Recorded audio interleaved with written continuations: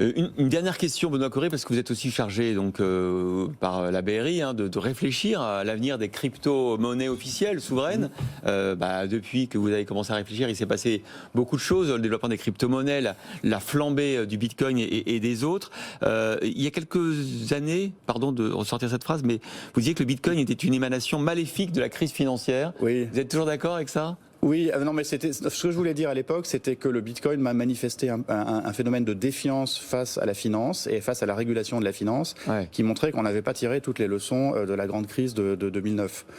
Et on voit cette défiance. Mais est-ce qu'aujourd'hui, c'est pas une défiance par rapport à des monnaies souveraines qui sont émises à l'infini par les banques centrales ? Non, je crois pas. Ce qu'on a vu, il y a effectivement une accélération très forte de cette réflexion partout dans le monde, en Chine, en Europe et même aux États-Unis, qui ont mis plus de temps à venir, mais qui maintenant y réfléchissent. Et il y a deux choses. D'une part, les banques centrales, maintenant, je crois, ont compris qu'il faut s'adapter à la technologie, et donc il y aura des monnaies numériques de banques centrales. C'est pas forcément une révolution. Je veux dire, c'est juste une nouvelle étape technologique. De même qu'on est passé pour les billets du papier au plastique. On suit la technologie, c'est normal.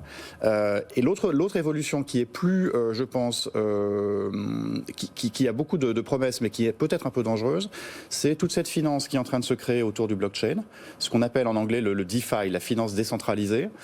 C'est très intéressant, c'est très dynamique, il se passe beaucoup de choses, mais il faut bien le dire, c'est pas régulé. Donc on a une nouvelle finance de l'ombre, un nouveau shadow banking qui est en train d'émerger.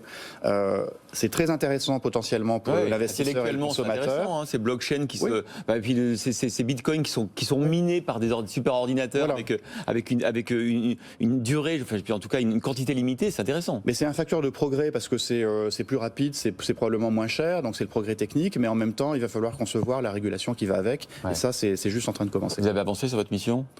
Oui, tout à fait. On a des expériences grandeur nature, très concrètes. Et j'ai des équipes à Hong Kong, à Singapour et à Zurich qui travaillent là-dessus. Oui, tout à fait. On vous réinvitera spécifiquement sur Volontiers. les crypto-monnaies souveraines. Merci beaucoup, Benoît Cœuré, d'avoir été avec nous.